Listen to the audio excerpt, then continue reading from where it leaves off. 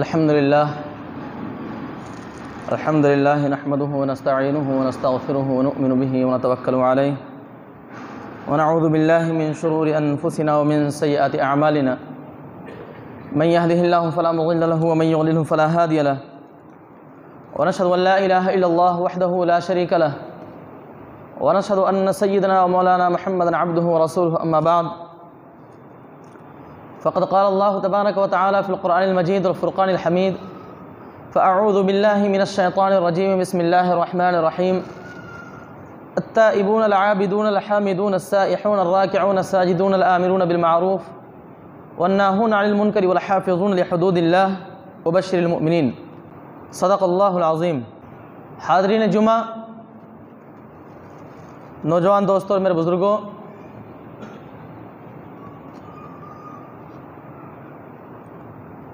تمام تعریفیں اللہ رب العالمین کے لیے لائق و زیبہ ہیں، جو ہمارا اور آپ کا خالق اور مالک ہے، جس نے ہمیں اور آپ کو پیدا کیا ہے اور جس کے قبضہ قدرت میں ہم سب کی جانیں ہیں اور جس کی طرف ہم سب کو ایک دن پلٹ کر جانا ہے۔ لاکھوں درود و سلام ہو جناب محمد رسول اللہ صلی اللہ علیہ وسلم کی ذات اقدس پر، جو ہمارے اور آپ کے ہادی، رہبر اور رہنما ہیں، اور جن کی وجہ سے ہم نے اور آپ نے اللہ رب العالمین کی معرفت حاصل کی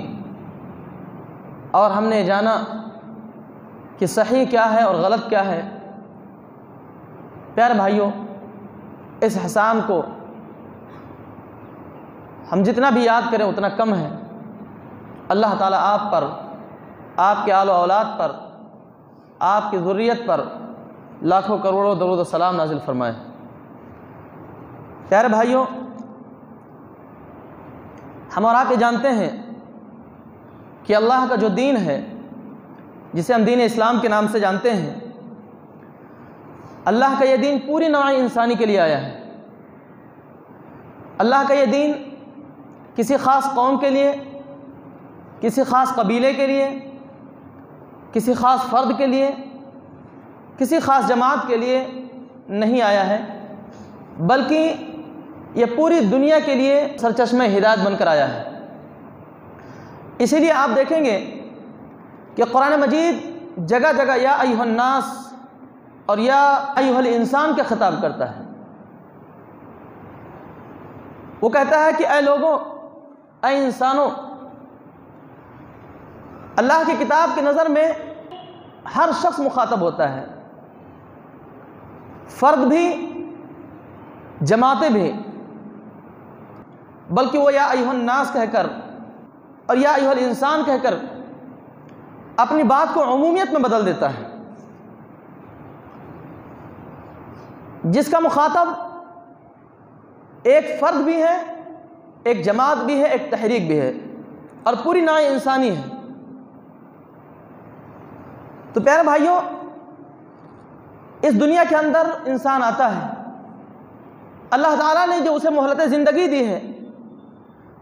اپنی اس زندگی کو گزارتا ہے، اپنی اس حیات کو یہاں پوری کرتا ہے اور اس کے بعد اس دنیا سے چلا جاتا ہے۔ اسی سلسلے موت و حیات میں اس کا امتحان بھی ہے۔ اللہ رب العالمین نے جو زندگی ہمیں اور آپ کو دی ہے، اسی زندگی کے اندر اللہ رب العالمین نے ہمیں اور آپ کو امتحان کے لیے بھی چھوڑ دیا ہے، اور قیامت کے دن ہماری کامیابی اور کامرانی کا انحصار اس بات پر ہوگا کہ ہم نے دنیا کے اندر کیسا عمل کیا، ہمارا عمل کیسا رہا۔ یعنی امتحان جو ہے اس بات کا ہے کہ دنیا کے اندر ہمارا طرز زندگی کیسا رہے گا، ہمارا طریقہ زندگی کیا ہوگا۔ اگر اللہ اور اس کے رسول کے بتائے ہوئے طریقے کے مطابق اگر ہمارا عمل رہا تو ہم کامیاب اور کامران ہوں گے، اور اگر اللہ اور اس کے رسول کی تعلیمات سے مختلف ہمارا طرز زندگی رہا تو پھر ایسی صورت میں ہم ناکام اور نامراد ہوں گے۔ اسی بات کو قرآن مجید میں اللہ تعالیٰ نے ارشاد فرمایا ہے، الذی خلق الموت والحیات لیبلوکم ایکم احسن عملا، کہ اللہ نے موت اور حیات کو پیدا کیا ہے تاکہ وہ دیکھے کہ تم میں سے کون اپنے عمل میں زیادہ اچھا ہے۔ پیارے بھائیوں، انسان اگر اپنے عمل کے اندر حسن پیدا کرنا چاہتا ہے تو اس کے لیے ضروری ہے کہ وہ شریعت کی پابندی کرے، اور نہ صرف کہ شریعت کی پابندی کرے بلکہ اس کے اندر اخلاص بھی ہو۔ اگر آدمی کے عمل سے یہ دونوں چیزیں نکل جائیں، حسن اور اخلاق، تو پھر اس کے عمل میں ایک طرح کا داغ لگ جاتا ہے اور اللہ کے ہاں اس کا عمل ناقابل قبول ہو جاتا ہے۔ اس لیے ہر شخص کو اس بات کی فکر ہونی چاہیے کہ میں جو عمل کر رہا ہوں وہ حسن عمل ہے یا نہیں، اس کے اندر اخلاص ہے کہ نہیں۔ اگر حسن عمل ہے، حسن عمل سے مراد اللہ اور اس کے رسول کی اطاعت و فرمانبرداری میں رہتے ہوئے زندگی بسر کرنا۔ ہر نیک عمل، ہر نیکی کا کام جو اللہ اور اس کے رسول نے بتایا ہے حسن عمل ہے، اور پھر اس حسن عمل کو انجام دیتے ہوئے اخلاص کا ہونا بھی بہت ضروری ہے۔ اگر ہماری نیت صحیح نہیں ہے، ہمارے کرنے کا جو کام ہے اس کام کے اندر ریاکاری ہے، دکھاوا ہے، تکبر ہے، غرور ہے، فخر ہے، اور خالص اللہ رب العالمین کے لیے وہ عمل نہیں ہے، تو اس کا مطلب یہ ہے کہ ہم بڑے سے بڑا ہی کام کر لیں اور نیکی کا کتنا ہی بڑا کام کر ڈالیں، وہ ہمارے کسی بھی کام کا نہیں ہے۔ حتیٰ کہ کوئی شخص اگر اربوں خربوں روپے کسی غریب شخص کو دے دے، لیکن اگر اس کا مقصد یہ ہو کہ لوگ مجھے غنی کہیں، لوگ مجھے سخی کہیں، دین داتا کہیں، تو اس کا یہ عمل بیکار ہے۔ ایک شخص خوب عبادتیں کر رہا ہے، خوب نمازیں پڑھ رہا ہے، 5 وقت کی پابندی کے ساتھ ساتھ وہ تہجد کی نمازیں بھی پڑھ رہا ہے، لیکن اگر اس کے ذہن میں، اس کے فکر میں کہیں یہ بات اگر چھپی ہوئی ہے کہ لوگ مجھے نمازی کہیں، لوگ مجھے دیندار اور پکا نمازی اور دیندار سمجھیں، تو اس کی تمام عبادتیں اور اس کی تمام ریاضتیں کسی کام کی نہیں ہیں۔ اللہ رب العالمین نے خود اس بات کو سورۃ الماعون میں ارشاد فرمایا ہے، فویل للمصلین الذین هم عن صلاتهم ساہون الذین هم یراؤون ویمنعون الماعون۔ تو کہنے کا مطلب یہ ہے کہ عمل کتنا ہی اونچا ہو، لیکن اگر اس کے اندر یہ دو چیزیں نہ ہوں، حسن عمل اور اخلاص، تو پھر آدمی کا عمل کتنا ہی اونچا ہو وہ اللہ کے ہاں مقبول نہیں ہو سکتا ہے۔ پیارے بھائیوں، اس لیے یہ بہت ضروری ہے کہ ہم اور آپ جو بھی عمل کریں اس کے اندر یہ دو چیزیں ضرور اپنے پیش نظر رکھیں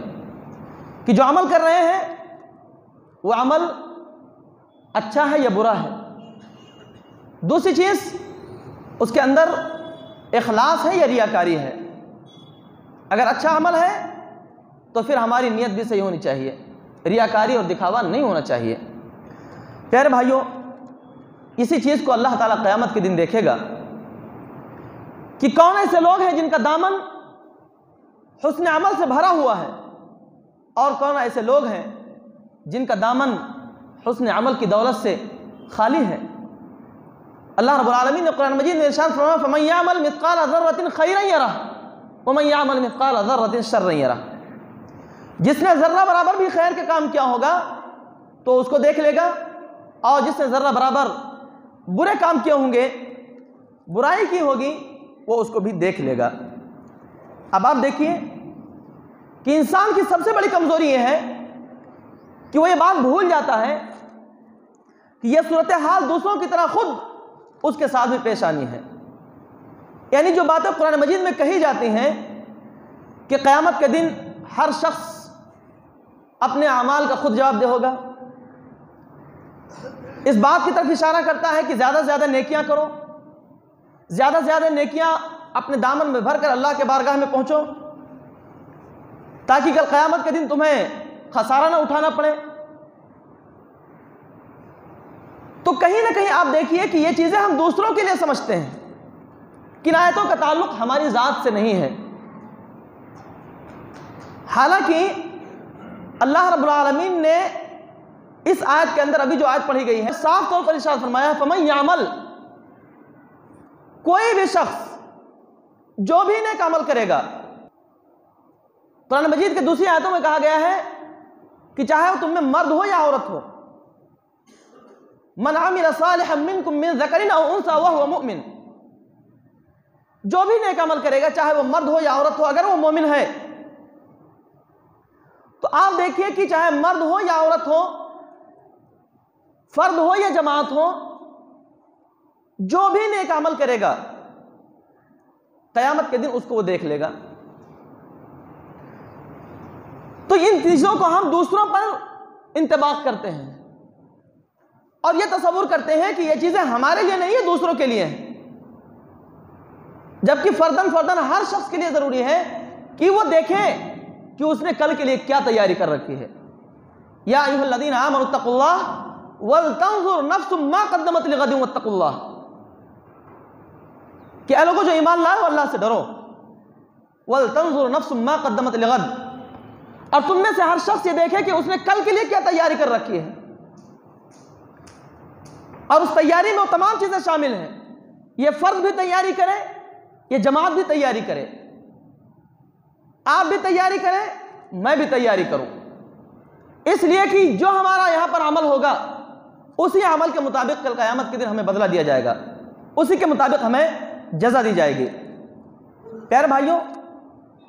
تو یہ جو ہم دوسروں پر انتباہ کرنے کی کوشش کرتے ہیں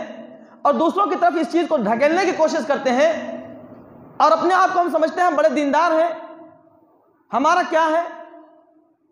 تو اس تصور کو اور ذہنیت، اس طرح کی ذہنیت کو دماغ سے نکال دیجئے. بلکہ اس بات کی فکر ہونی چاہیے کہ کل قیامت کے دن ہم اللہ کے حضور جب حاضر ہوں تو ہمارے پاس نیکیوں کا انبار ہو، ہمارے پاس نمازوں کی کثرت ہو، روزوں کی کثرت ہو، ذکر و اذکار کی کثرت ہو، انابت ہو، تقوی ہو، خشیت ہو، اس کے ساتھ ساتھ دوسروں کے حقوق کی ادائیگی بھی ہمارے پاس ہو. یعنی ہمارا دامن ہر چیز سے، چاہے وہ حقوق اللہ ہو یا حقوق العباد، ایسے تمام چیزوں سے ہمارا دامن بھرا ہوا ہو،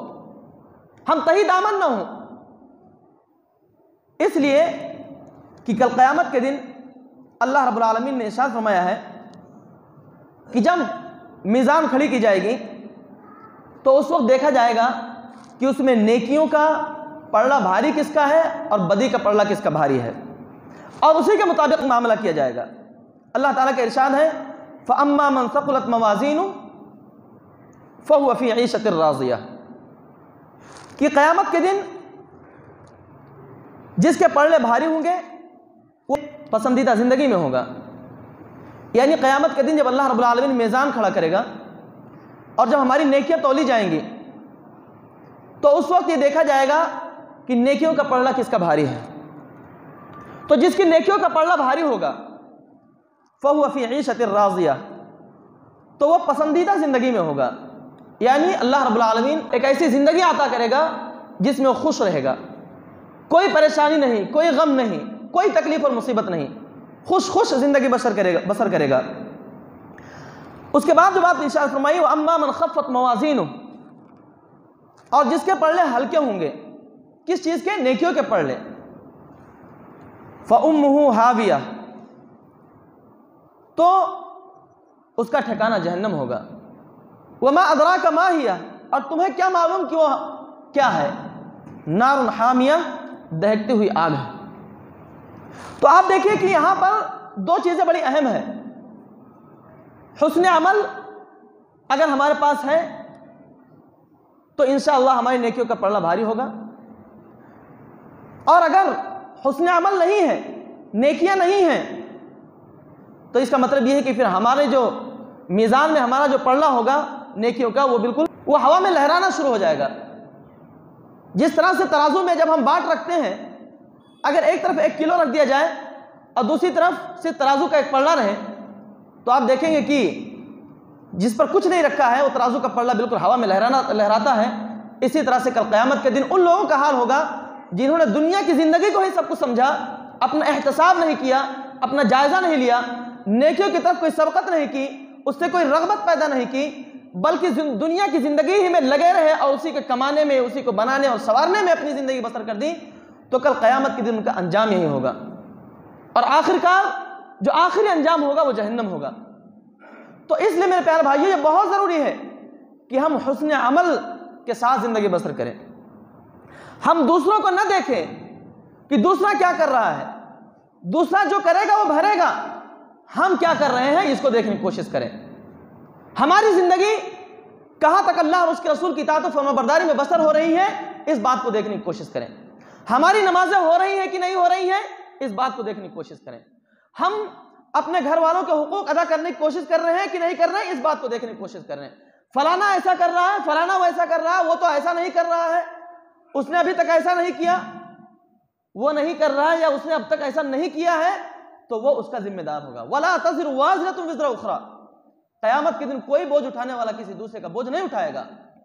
یہ بات یاد رکھ لیں۔ ہر شخص کو فرداً اپنے رب کے سامنے حاضر ہونا ہے، اور جب اپنے رب کے سامنے حاضر ہونا ہے تو وہاں ہم سے ہمارے باپ کے بارے میں نہیں پوچھا جائے گا، وہاں ہم سے ہماری بیوی کے، ہمارے بچوں کے بارے میں نہیں پوچھا جائے گا، سب سے پہلے تو ہمارے اپنے عمل کے بارے میں پوچھا جائے گا کہ تمہارا رویہ تمہارے رب کے ساتھ کیسا تھا، تمہارا رویہ تمہارے اپنے گھر والوں کے ساتھ، اپنے بیوی بچوں کے ساتھ کیسا تھا، یہ پوچھا جائے گا۔ وہ کیا کرتے رہے وہ بعد میں آ کر اللہ کے سامنے جواب دہ ہوں گے۔ اس لیے میرے پیارے بھائیوں، حسن عمل جو سب سے اہم سرمایہ ہے، نیکیوں کا انبار، یہ ہمارے دامن میں ہونا بہت ضروری ہے، اور ساتھ ہی ساتھ وہ حسن عمل اخلاص سے پر ہو، یہ بھی بہت ضروری ہے۔ جیسا کہ میں نے بتایا، ہمارے بھی کسی بھی عمل میں ریاکاری نہ ہو، دکھاوا نہ ہو، کبر نہ ہو، فخر اور غرور نہ ہو۔ اگر یہ چیزیں ہیں تو پھر ان تمام نیکیوں کا بھی کوئی فائدہ نہیں ہوگا۔ اس لیے کہ قیامت کے دن ایسے 3 لوگوں کا تذکرہ ملتا ہے احادیث کے اندر کہ قیامت کے دن ان کو لایا جائے گا اور ان سے کہا جائے گا کہ ہم نے تم کو علم دیا تھا، بتاؤ تم نے اپنے علم کا کیا کیا۔ وہ کہے گا اللہ آپ نے جو علم دیا تھا اس علم پر میں نے عمل کیا اور لوگوں تک پہنچایا۔ اللہ رب العالمین ارشاد فرمائے گا کہ تم جھوٹ بول رہے ہو، تم جھوٹ بول رہے ہو، تمہارا مقصد یہ تھا کہ لوگ تمہیں عالم کہیں، لوگ تمہیں علامہ کہیں، تمہاری واہ واہی ہو، تمہاری ناموری ہو، اور دنیا میں تم چاہتے تھے کہ تم کو لوگ بہت بڑا عالم سمجھیں، لہذا دنیا میں تم نے جو فضیلت تم چاہتے تھے وہ فضیلت تم کو مل گئی اور تم نے میرے لیے کچھ نہیں کیا، لہذا آج تم کو گھسیٹتے ہوئے جہنم میں داخل کر دیا جائے گا۔ چنانچہ حکم ہوگا اس شخص کو جہنم میں داخل کر دیا جائے گا۔ ایک مالدار شخص کو لایا جائے گا جس کو اللہ نے دنیا میں خوب مال دیا ہوگا،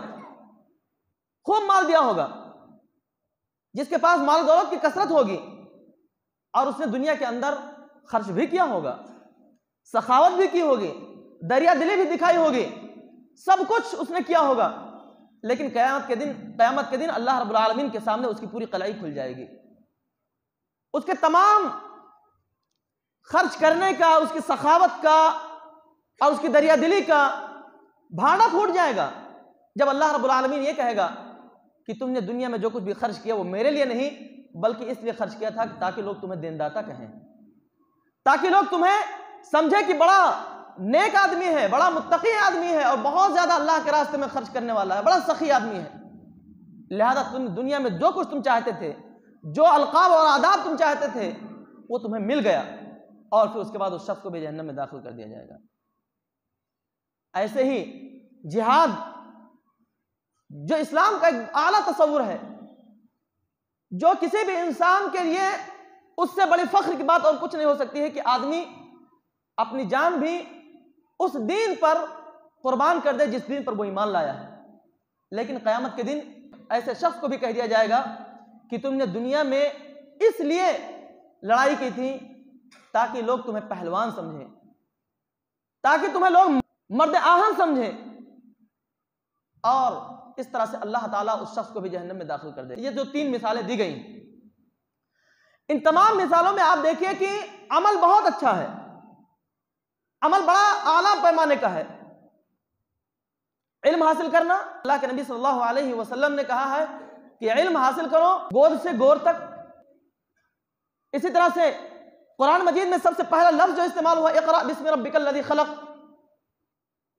آپ دیکھیں کہ جو 5 آیتیں نازل ہوئی اس میں سب سے پہلے اقرأ کا لفظ آیا ہے کہ علم حاصل کرو۔ اب آپ دیکھیے کہ علم حاصل کرنا یہ بہت بڑی نیکی کا کام ہے، بہت بڑی نیکی کا کام ہے۔ اللہ کے نبی صلی اللہ علیہ وسلم کی حدیث میں آتا ہے، اللہ کے نبی صلی اللہ علیہ وسلم نے ارشاد فرمایا جب کوئی شخص اللہ کے راستے میں نکلتا ہے، اللہ کے راستے سے مراد علم کے راستے میں نکلتا ہے، علم حاصل کرنے کے لیے نکلتا ہے، تو اس کے لیے